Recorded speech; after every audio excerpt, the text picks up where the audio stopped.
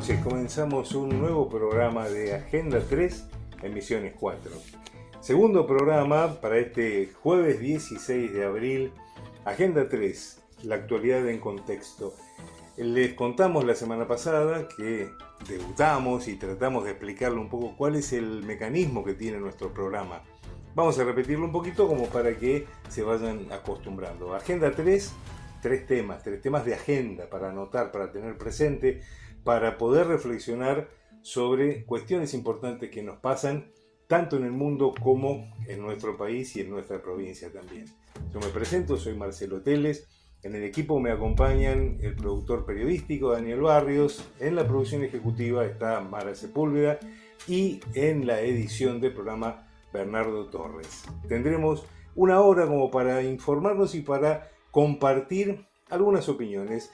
Ustedes, si nos quieren dejar algún mensaje, como este programa lo hacemos desde Oberá, la capital del monte, nos pueden mandar un mensajito de texto, un mensaje de WhatsApp, un audio al 3755 24 24 80 o 3755 52 45 55. También pueden participar del sorteo que vamos a realizar a fin de abril, es decir, dentro de 2 programas más, que es un libro, en este caso el autor es Guido Agostinelli, un economista, y que el título dice Falacias libertarias.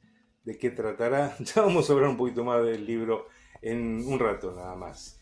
Nosotros les contamos de qué vamos a estar hablando en esta noche. 3 temas. El primero de los temas tiene que ver con la actualidad nacional. El título del tema, Créditos VIP en el Banco Nación. Los funcionarios de Milei accedieron a préstamos millonarios vedados para el ciudadano común. Cuando hablemos del bloque internacional, vamos a estar hablando del bloqueo del bloqueo. El mundo en vilo, guerra, estrecho y laberinto.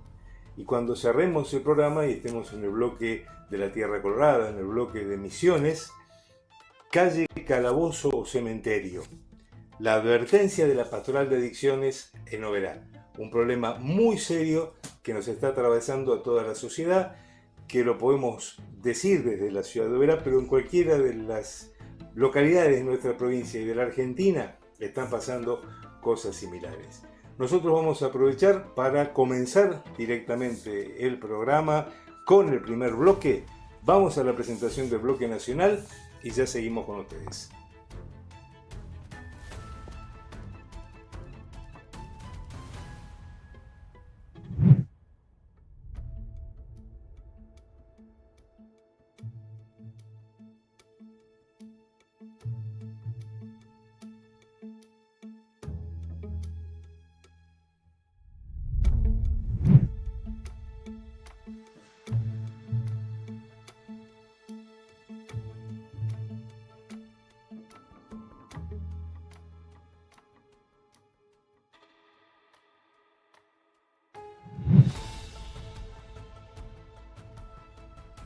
Empezamos con el bloque de la actualidad nacional, pero la actualidad en contexto, no solamente una noticia, una primicia, no, para eso están los noticieros. Nosotros tratamos de buscar el fondo de la información, qué hay atrás de, que les quede pensar, ustedes les tienen que quedar la duda, no tienen por qué creer en lo que decimos nosotros, pero seguramente le vamos a aportar algún elemento que le puede ser de utilidad, sobre todo cuando hay que tomar decisiones.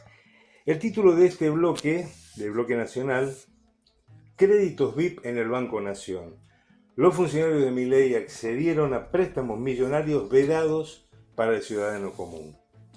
El programa Más Hogares, sector público del Banco de la Nación Argentina, habilitó financiamientos de hasta 580 millones de pesos para empleados estatales, incluyendo por primera vez cargos políticos designados.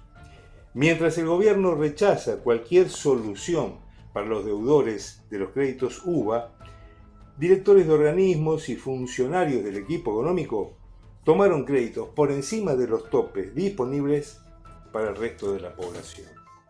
Y acá vamos a dividir un poco el tema para explicarlo mejor. Hablando del esquema que nadie vio venir.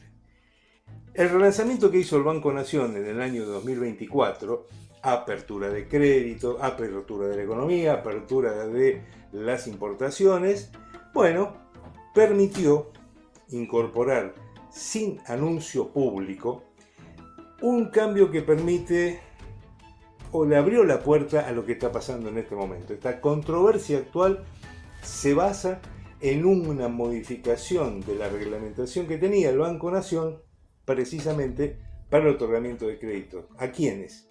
A los funcionarios públicos. ¿A qué funcionarios públicos? A también legisladores. Cuando uno es un empleado público, goza de una estabilidad laboral, porque tal vez hay gente que está trabajando hace 3, 4, 5 años, 20 años. Pero un diputado nacional, ¿cuánto tiempo dura en su mandato? Tiene 4 años de mandato. ¿Puede ser reelecto? Puede ser reelecto. Pero ¿cuánto puede durar en el cargo un funcionario, sabiendo además la cantidad de modificaciones que hizo Javier Milei junto con la secretaria general del gobierno, Karina Milei, de funcionarios que ya no les convenían o con los que no estaban de acuerdo?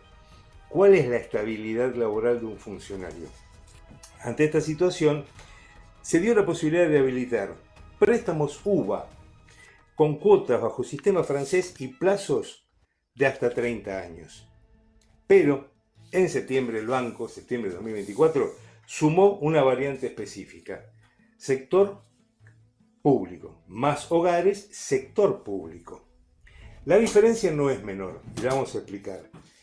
Mientras la línea general permitía financiar hasta el 75% del valor del inmueble, con topes de hasta 157.500 UVA, que son unidades de valor, y hasta 260.000 UVA en los segmentos más altos, la variante para el sector público permitió que ese umbral se elevara hasta el 90%. Topes de 189.000 y hasta 315.000 UVA. El valor actual del UVA, 1.870 pesos. Estamos hablando entonces de montos de créditos superiores a los 380 millones de pesos y llegando hasta los 580 millones de pesos. El origen de esa diferencia fue explicado por el propio banco. La línea surgió en el marco del decreto 747-2024 que habilitó a las entidades financieras competir por la gestión de las cuentas sueldo. Entonces, tenías que cobrar el sueldo en el Banco Nación y una manera de retener que se quedara cobrando el sueldo el empleado o el funcionario en el Banco Nación era ofrecerle una serie de ventajas. Y una de ellas, esta: hasta el 90% del valor de tu inmueble y créditos que llegaban hasta 580 millones de pesos. Resulta que no de manera demasiado explícita, sino porque se buscó un informático buscando datos de deudores y permitiendo indagar y bucear en las bases de datos que hay habilitadas, justo encontró los nombres de algunos funcionarios muy cercanos al ministro de Economía, a Luis Caputo. Este es el caso, por ejemplo, de Felipe Núñez, director del Banco de Inversión y Comercio Exterior Vice.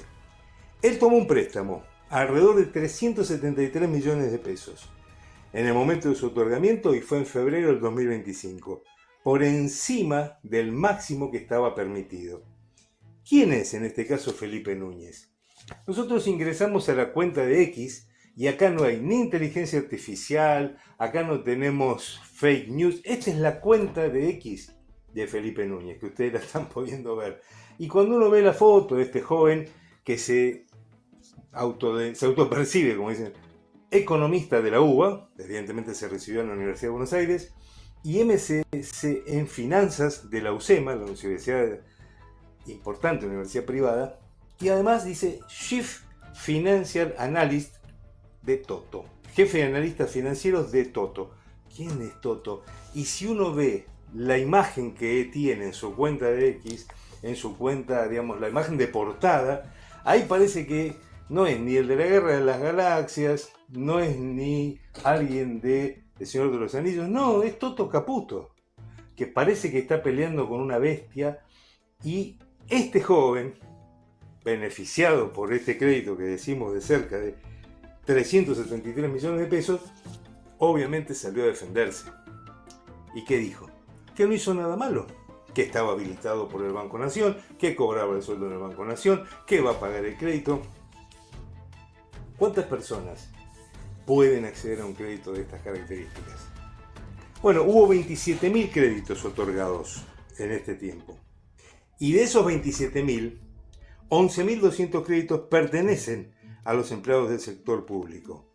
Y dentro de ese segmento de empleados del sector público hay entre 50 y 80 que han obtenido créditos de hasta 500 millones de pesos.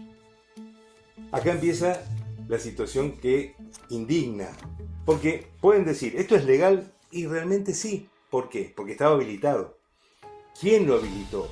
Lo habilitaron los mismos que después llevaban créditos, porque pertenecían al grupo o al equipo económico que hizo toda esa normativa. El problema es que pasa con la gente que ya estaba endeudada con los créditos UVA anteriores. Es decir, gente que hace mucho tiempo, durante la pandemia, antes de la pandemia, después de la pandemia, vinieron pidiendo soluciones para sus créditos UVA. Y sin embargo, hay un contraste con estas familias que están hipotecadas en UVA y que es muy difícil de justificar. El presidente Javier Milei sostiene que nadie obligó a esas familias a tomar créditos en UVA y que deben hacerse cargo de sus decisiones.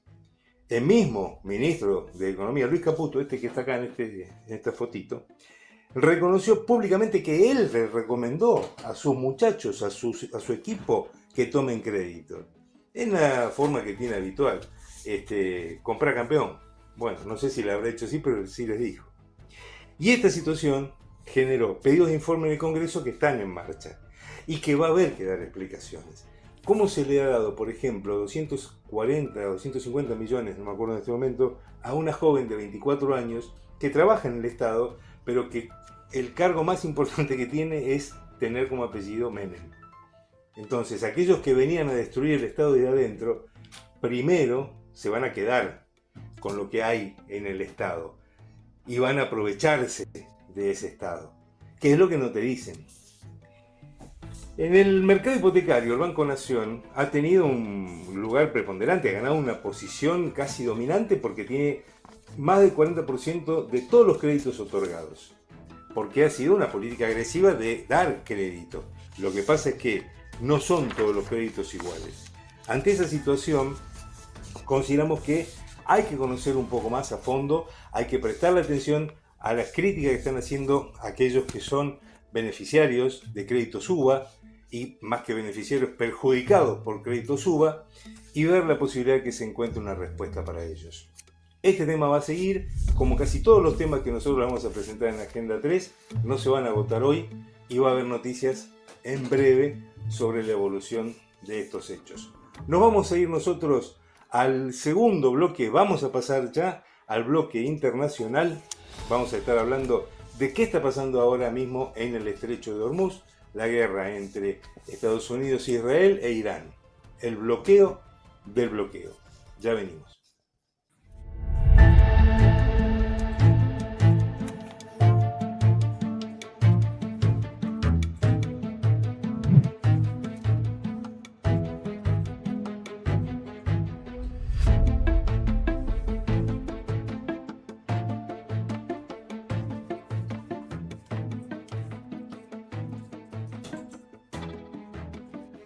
Segundo bloque de este segundo programa de Agenda 3 en este jueves 16 de abril, y es el momento del bloque internacional. Y en este caso no voy a estar solo porque, además de ser nuestro productor periodístico, Daniel Barrios, que se los presento porque lo tenemos aquí en la pantalla de nuestro monitor, pero también lo tenemos en línea, es analista internacional, periodista, y que realmente es muy útil tener la posibilidad y muy necesario que nos acompañe precisamente en este segmento. El título: El mundo en vilo, guerra, estrecho y laberinto. El ataque de Estados Unidos e Israel sobre Irán, el cierre del estrecho de Hormuz y el fracaso de las negociaciones en Islamabad configuran el escenario de mayor tensión global desde la Segunda Guerra Mundial. Un conflicto que ya tiene consecuencias económicas directas en todo el planeta y que Daniel Barrios nos va a interiorizar un poco de qué es lo que está sucediendo. Buenas noches, Daniel, ¿cómo estás allá en Buenos Aires? Muy bien, buenas noches, ¿cómo están todos, compañeros? Con un gran gusto de poder estar en este segundo programa ya con tu presencia a la distancia, pero bueno, y con la necesidad de que nos expliques un poco qué es esto del bloqueo, cuándo empezó, qué pasó ese 28 de febrero. Como vos decís, Marcelo, el sábado 28 de febrero, por órdenes del presidente Donald Trump, Estados Unidos e Israel atacaron varias ciudades de Irán. Teherán, instalaciones nucleares, centros militares y residencias de los líderes de la Revolución Islámica fueron bombardeados. En los ataques murieron el Ayatolá Ali Khamenei, el comandante de la Guardia Revolucionaria, ministros, miembros de la inteligencia y civiles. El caso más brutal, el ataque a una escuela en Minab, que dejó 168 niñas y 14 maestros muertos. Irán respondió lanzando drones y misiles sobre 17 objetivos estadounidenses en la región, incluidas 11 bases militares estratégicas que estaban en Kuwait, Bahrein, Qatar, Emiratos Árabes Unidos, Arabia Saudita, Irak y Jordania. El New York Times señaló que las bases quedaron destruidas e inhabitables, poniendo en evidencia el error de cálculo de Donald Trump. Las bajas confirmadas, 15 militares norteamericanos muertos y 538 heridos. Israel reportó 14 soldados y 28 civiles fallecidos, con más de 7.700 heridos. Emiratos Árabes Unidos registró 13 muertos y 224 heridos, y también falleció un soldado francés en el Kurdistán iraquí. Pensar que desde 1979 la Revolución Islámica está preparándose para esto en la República Islámica de Irán y que ellos cuentan con una maravilla de la naturaleza, que es el Estrecho de Hormuz, en el cual, o del cual muy pocos tenían registro en nuestro país, de qué significa y cuál es el valor estratégico de ese espacio. Contanos un poco acerca del tema y por qué esa es la jugada que cambió todo. Es un arma más, un arma natural que tiene Irán y que por el Estrecho de Hormuz debe entrar y salir todos los barcos que llevan y traen mercaderías, porque al Golfo traen alimentos y sale de ahí algo que te vamos a contar ahora enseguida. Para escalar la presión, Irán cerró el Estrecho de Hormuz a las naves de los países hostiles. La medida impactó de inmediato sobre el precio del petróleo y los insumos críticos como fertilizantes, azufre y helio, todos vitales para la economía mundial. Trump respondió con un ultimátum. Si no se reabre, destruiría a toda una civilización, refiriéndose a Irán. El mundo contuvo el aliento. Pero la intervención de Pakistán, vecino de Irán y aliado histórico de Washington en la región, fue el factor que evitó un desastre mayor. A 90 minutos de que expirara el plazo fijado por Trump, Islamabad logró sentar a las partes a negociar. Y a partir de allí se abre un nuevo capítulo, se abre esa supuesta tregua. Aparentemente Israel en algunos casos no estaba tan de acuerdo, pero ¿cómo siguieron esas negociaciones y cuáles son las consecuencias económicas que está sufriendo el mundo? El sábado 11 de abril, Marcelo, las delegaciones se encontraron en la capital pakistaní. Por Irán fue el presidente del Parlamento, Bagher Ghalibaf, y por Estados Unidos el vicepresidente J.D. Vance. Tras 21 horas de negociaciones, el resultado fue nulo. Irán rechazó las condiciones impuestas y Washington no cedió. La delegación estadounidense, que se esperaba negociarse el día domingo, se retiró, abandonó Pakistán sin acuerdo. Y la situación actual, bueno, Irán mantiene el bloqueo del estrecho y Estados Unidos anunció una medida novedosa, un contrabloqueo. Esto es decir, que va a impedir el paso a aguas internacionales de los barcos que hayan pagado peaje a Irán o que sean de países que no se alineen con la política exterior norteamericana. China, uno de los más afectados, calificó la medida de peligrosa e irresponsable. Empresas de seguimiento satelital dieron una sorpresa. No está funcionando el bloqueo de los Estados Unidos y una veintena de barcos ya cruzó. Incluso hace un rato pasó un superpetrolero que traslada 2 millones de barriles de petróleo. Tremendo. Y a partir de esta situación, otro de los temas que muy pocos sabían, Irán es el principal productor de ese fertilizante que es la urea, que impacta también en nuestra Argentina, porque esos productores de la pampa húmeda, el campo que te dicen, bueno, se estaban nutriendo a partir de esos insumos iraníes. Así es, y la guerra y el cierre del Estrecho de Hormuz generan un efecto de dominó global. Estados Unidos pierde aproximadamente $1.000 millones diarios en el conflicto. El costo total de la campaña militar ya superaría los 49.000 millones de dólares, una cifra inimaginable para una persona normal y común. El impacto interno en los Estados Unidos incluye el aumento de la inflación, suba de combustibles, encarecimiento de las facturas de energía y mayor gasto en defensa. Todo esto crítico en un año electoral para Trump y los Estados Unidos. ¿Cómo afecta al resto del mundo? En el Reino Unido, por ejemplo, se incrementaron los robos de combustible, aumentaron un 27%. Esto es, la gente carga nafta y se va sin pagar. Desde que se iniciara este conflicto, o sea, es algo puntual de esta crisis. En México, el tomate subió un 126,3% interanual. Limones 32. En Irlanda, por ejemplo, 600 estaciones de servicio se quedaron sin combustible y los servicios de emergencia, ambulancias, bomberos, redujeron sus operaciones. En Asia, las fábricas también redujeron la producción y se racionó el suministro de combustible en las gasolineras. El Wall Street Journal, el referente mundial en periodismo de finanzas, sostuvo que el bloqueo naval de Estados Unidos será más devastador para la economía mundial que los propios enfrentamientos en la región. Y el Programa para el Desarrollo de las Naciones Unidas advirtió que la escalada en Oriente Medio puede empujar a 32 millones de personas a la pobreza en todo el mundo. La Unión Europea ya contabiliza un costo de 22.000 millones de euros en importaciones de combustibles fósiles en apenas 44 días de conflicto. Y, por ejemplo, el New York Times, que es otro de los medios prestigiosos en el mundo, plantea que Trump está enfrentándose a una derrota en 4 frentes. ¿Qué quieren decir con esto los del Times? En un editorial describieron lo que está pasando en este conflicto y dijeron que la derrota en los 4 frentes para Estados Unidos es en el Estrecho de Hormuz, que no puede levantar el bloqueo, en el ámbito militar, que no lograron avances, y encima de no lograr avances, las bases militares de los Estados Unidos en la región quedaron inutilizadas. En las discrepancias con sus aliados, no puede convocar a nadie a que pelee junto a ellos, y en el plano moral. Dicen que cómo se ha comportado el presidente es realmente una derrota para los Estados Unidos. Otras voces dicen en la región, por ejemplo, el canciller iraní Abbas Araghchi, Irán dialogó de buena fe, pero cuando estábamos a punto de firmar el memorándum de entendimiento en Islamabad, nos topamos con cambios de objetivos y bloqueo. No se aprendió nada. El portavoz iraní Ismail Bakey también señaló que las conversaciones se dieron en un ambiente de desconfianza. Es obvio que no podían llegar a ningún tipo de acuerdo. Hay analistas como el célebre profesor Marandi, dijo que Teherán recuerda que Estados Unidos negoció con ellos 2 veces en un año, mientras en realidad conspiraba para atacar. Recuerda lo mismo que pasó en los acuerdos que firmaron con Rusia antes de que se fuese a la guerra con Ucrania, que Ucrania gane tiempo para armarse. Lo mismo pasó en esta región. Y por último, el vicepresidente Vance dijo que están abiertos al diálogo, sin precisar cuándo ni cómo. Trump, en las últimas entrevistas que dio, dijo que la guerra estaba a punto de concluir. Y es más, en una dijo, para mí ya terminó. Pakistán reafirmó su rol de mediador e instó a ambas partes a respetar el cese del fuego. Todo el mundo está pendiente de cómo va a terminar este laberinto en el que se metió solito Trump. Nadie lo invitó, él creó toda esta situación.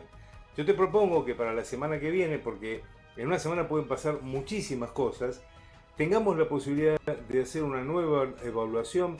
Insisto, nosotros lo que tratamos es de ver todo lo que pasa, pero en contexto, explicar un poco mejor, y que quienes nos están viendo o quienes nos están escuchando tengan una herramienta más, y que esto no es solamente una película de vaqueros. Así que veamos también, si te parece, lo puedes preparar para la semana que viene, cuál es el impacto que esto puede tener sobre nuestro país. ¿Estás de acuerdo, Daniel? Estoy totalmente de acuerdo, y te digo para cerrar una simple frase. La geopolítica es la gran política, ¿no? Lo que afecta a todos y cada uno de los países en el mundo. Y estaría bien que un país como la Argentina, una potencia regional, tenga una geopolítica propia y no que se ajuste a agendas de terceros países. Daniel, muchísimas gracias, buenas noches. Y bueno, seguimos trabajando con el programa y nos encontraremos la semana que viene también en el bloque internacional de Agenda 3. Cuando gusten, siempre un placer. Hasta luego. Con nosotros Daniel Barrios, nuestro productor periodístico y también analista internacional, y de esta manera cerramos este bloque internacional con más interrogantes que certezas. Es lo que viene, es lo que hay que esperar, y hay que buscar la posibilidad que interprete el presidente de la Nación que no compre un conflicto que no es propio. Nos vamos a la tanda. Luego de la tanda vamos a estar ya con el bloque de la Tierra Colorada, con el bloque de las noticias de Misiones. En el día de hoy, en esta noche en particular, vamos a estar hablando de lo que sucede en Oberá en referencia al tema de las adicciones y cuáles son algunas alternativas que ya están puestas en práctica hace una década en nuestra ciudad.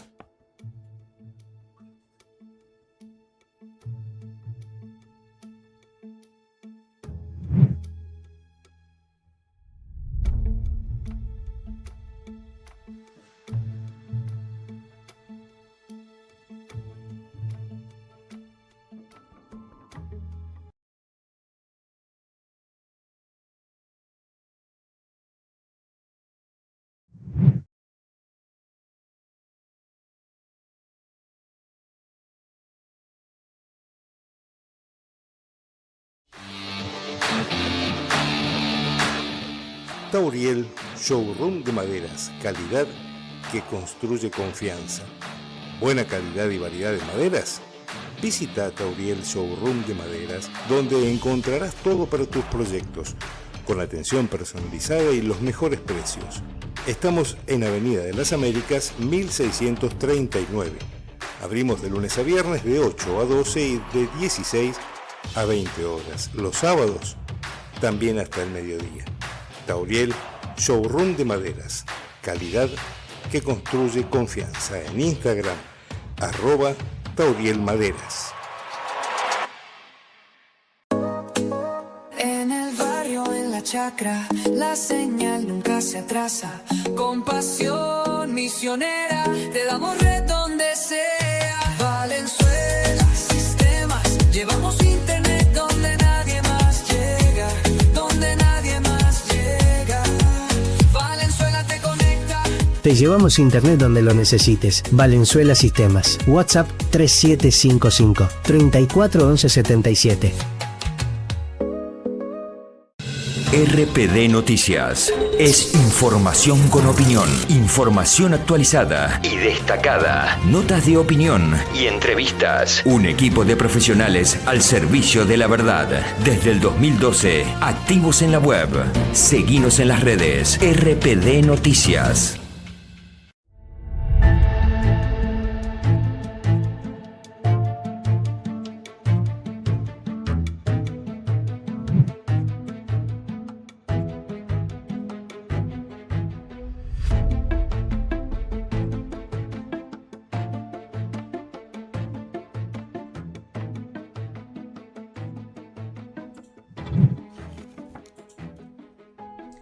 Entramos en la segunda parte del programa, el tercer bloque, que es el bloque de la Tierra Colorada, el bloque de Misiones.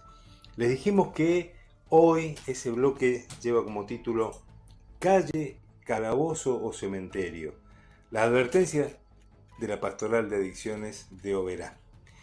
El doctor José Domingo Fabio, coordinador de Oasis de la Misericordia y de la Pastoral de Adicciones de Cáritas Diocesana del Obispado de Oberá, nos alerta sobre el avance del consumo problemático en la ciudad y en la provincia. 10 años tiene ya de trabajo la organización que lleva 1.554 historias clínicas, personas asistidas y más de 25.000 consultas. Este modelo es gratuito, es interdisciplinario, trabaja junto al Estado, la justicia y otras iglesias, y es fundamental el voluntariado que lo sostiene. Nos entregaron, cuando estuvimos hablando con el doctor Fabio, el resumen al mes de noviembre del 2025. Tuvimos la posibilidad de compartir esta misma información que fue entregada al juez federal en un momento de la entrevista, nos lo dice. Ya vamos a poder analizar algunos de los datos que aparecen acá y que no son nada menores y que son muy importantes de tener en cuenta para lo que tiene que ver con las políticas públicas. Vamos a empezar a escuchar la entrevista con el doctor José Domingo Fabio. Calle, Calabozo, Cementerio, la advertencia de la Pastoral de Adicciones de Oberá. La pregunta fue, ¿cuáles son las 3 C, doctor?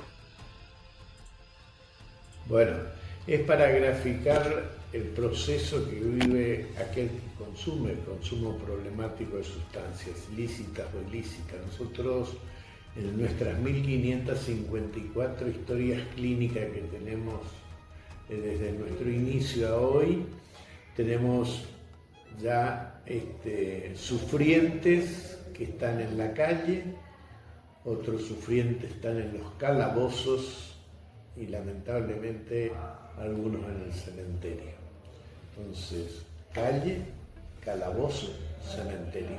Prácticamente es el camino irreversible de aquellas personas que no piden ayuda, que no aceptan ayuda o que verdaderamente no lo quieren. En el caso de el estigma referido a que son los pobres aquellos que están haciendo más uso de sustancias o de consumo, la pandemia de los pobres, le dicen algunos, ¿eso tiene algún sustento o es más que nada una afirmación sin condiciones? No, esta enfermedad no tiene consecuencias solamente en un rango de pobreza. No todos los pobres son adictos, ni todos los adictos son pobres. Ejemplo, Maradona, ejemplo, los ahora médicos anestesistas del hospital italiano, y sacando esos ejemplos podemos contar que aquí en la pastoral de adicciones hemos asistido a profesionales del medio y a hijos de profesionales de la salud. Así que eso indica un rango también que no es mayoritario, pero que sí es persona de clase media, si vemos el valor económico. Para nosotros son todos iguales, pero la pobreza es una estigmatización. ¿Por qué? Porque primero se enferma la persona que consume, segundo enferma su familia y tercero enferma la sociedad. Y entonces está muy asociada a los delitos, y fundamentalmente al robo o al hurto.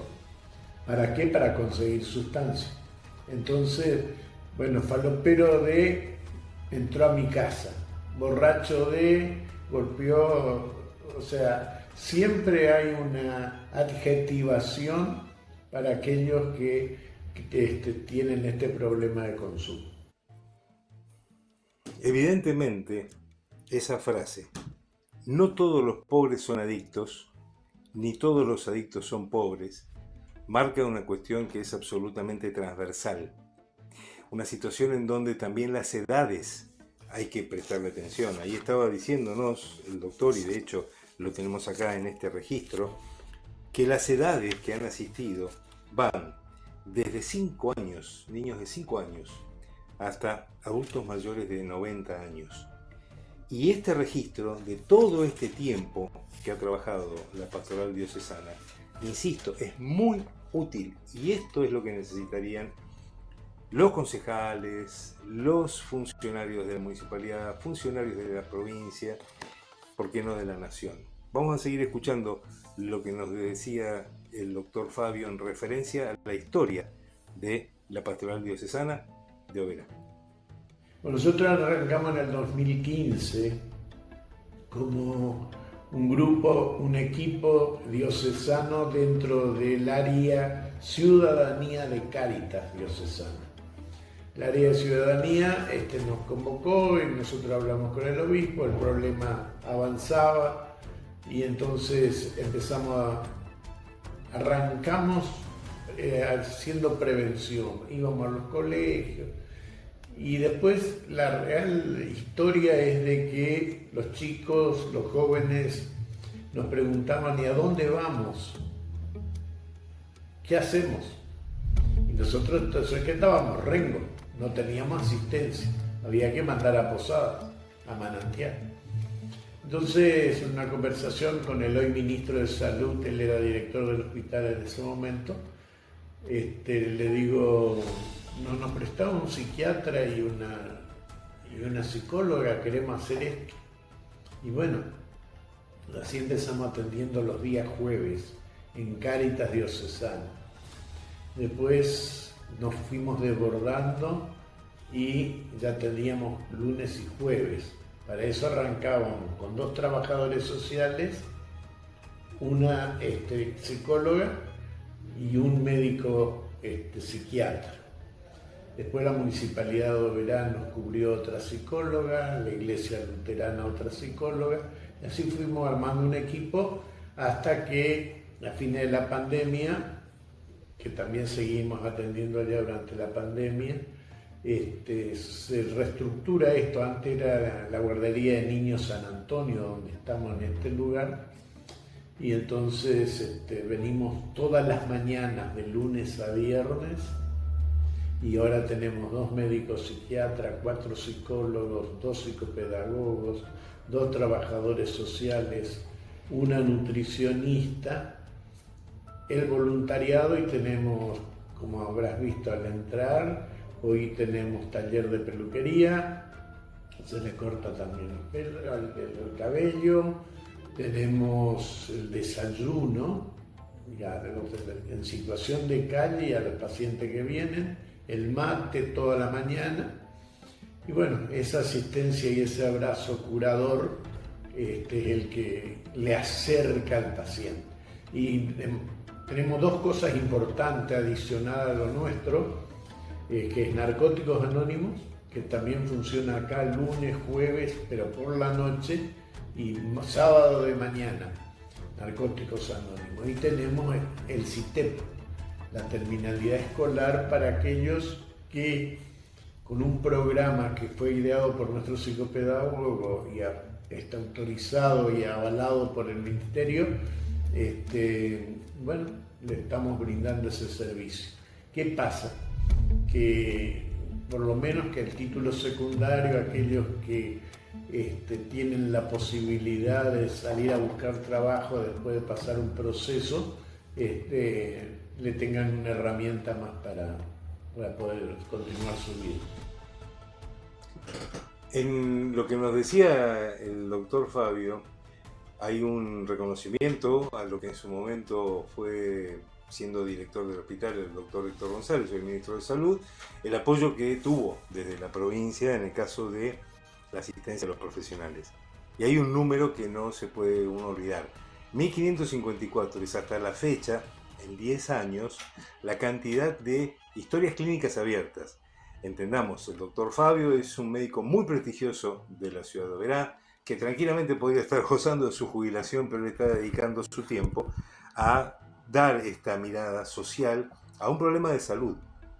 Decíamos, 1554 historias clínicas abiertas, pero ¿saben cuántas se abrieron en los 105 días que tenemos de este año 2026?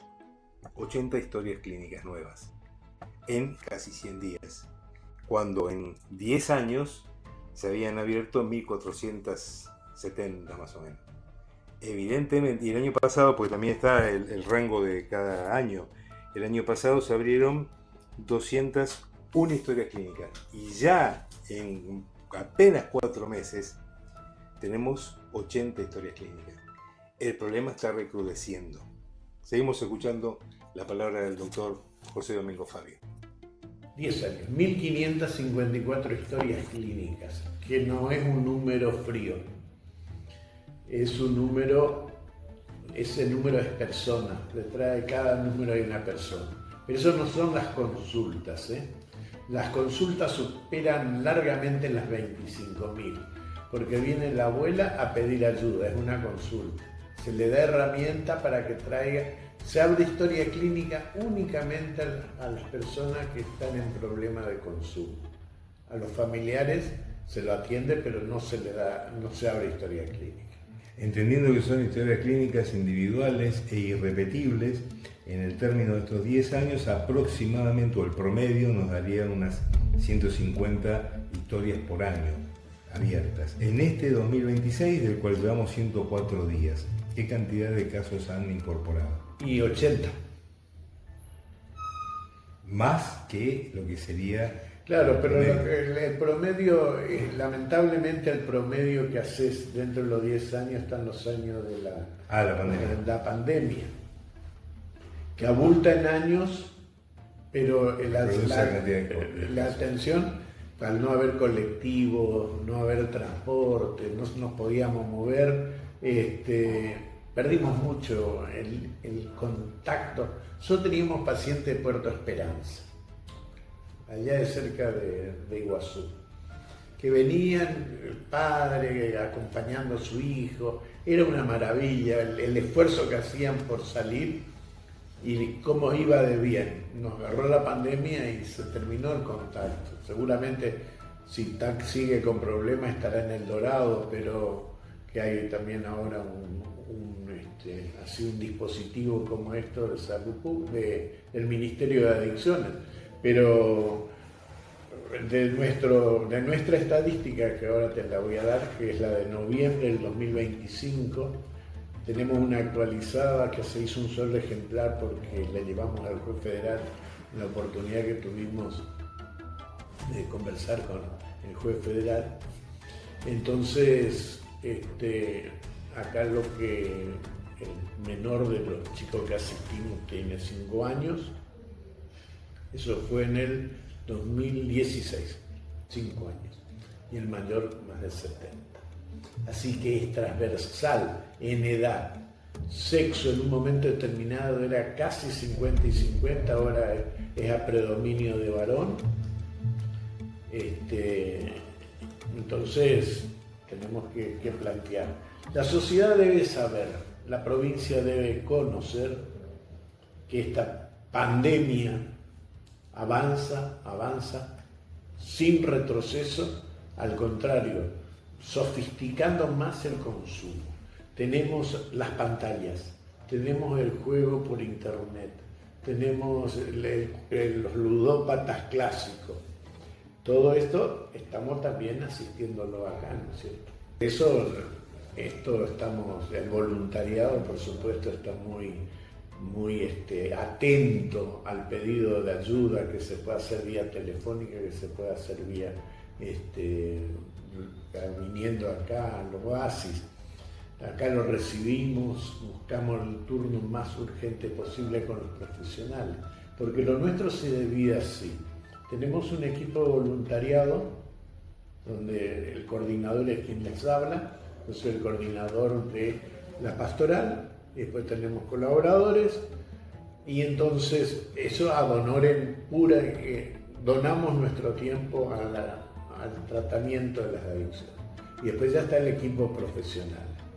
Acá es la confidencialidad, es gratuito tanta la atención como la provisión de medicamentos si requiere.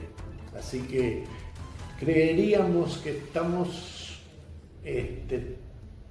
trabajando bien. Yo siempre en todos los reportajes y en todas las notas quiero reflejar el modelo que se ha instalado trabajando con la municipalidad y con el ministerio a nivel provincial.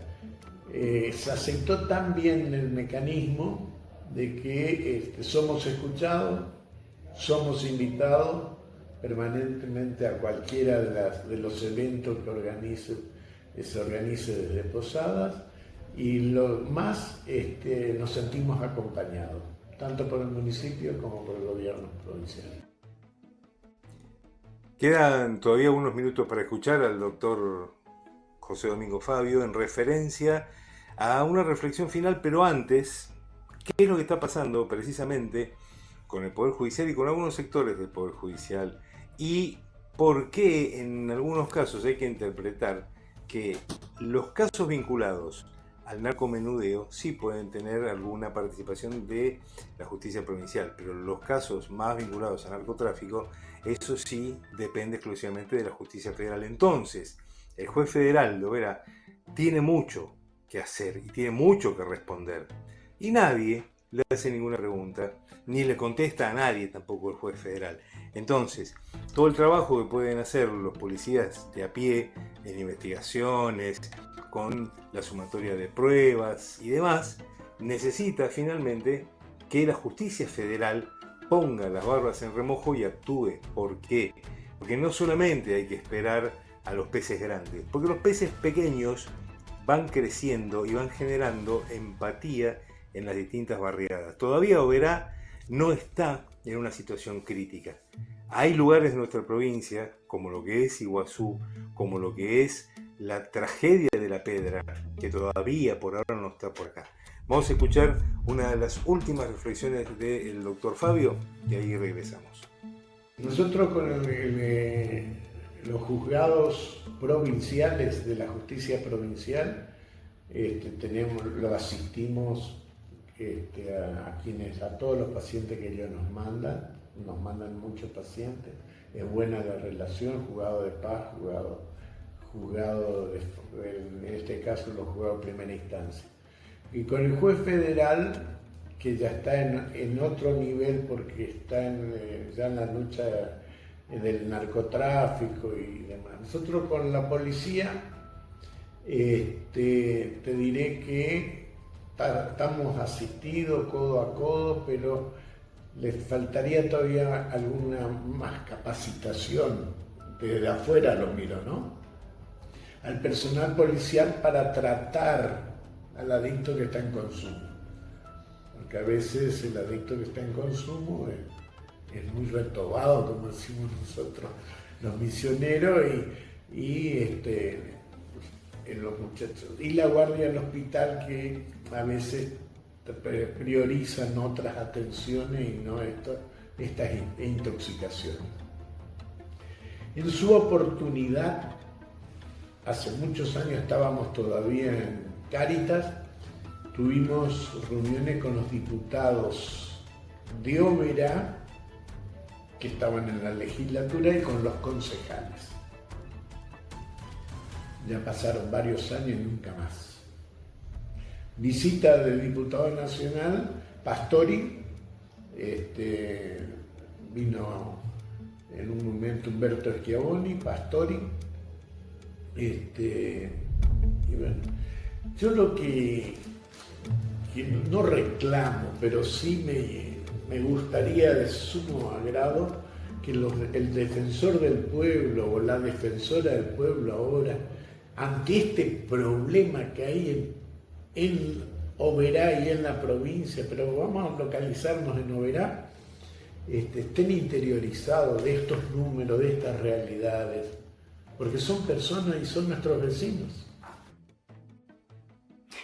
Fíjense ustedes algo que el año pasado se eligió defensor del pueblo en nuestra ciudad de Oberá.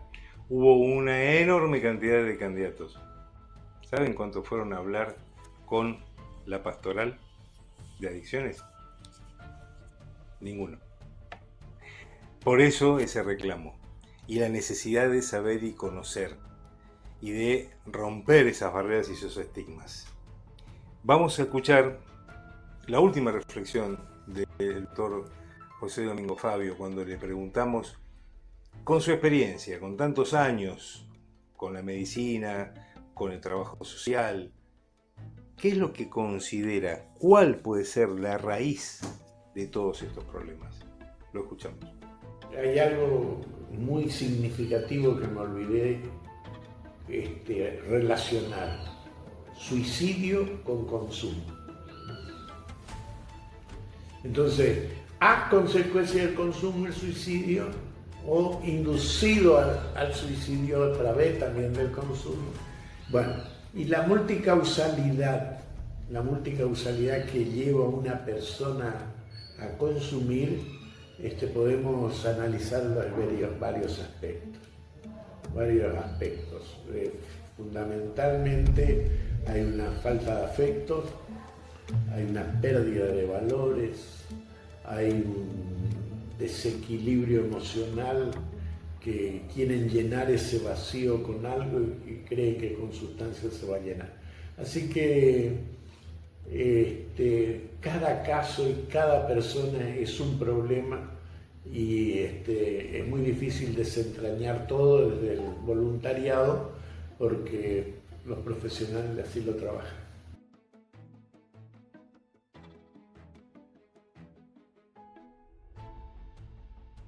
Concretamente, muy directo. Vamos al cierre del programa de hoy, un programa muy intenso, con muchísima información, pero sobre todo información en contexto. Vamos al cierre.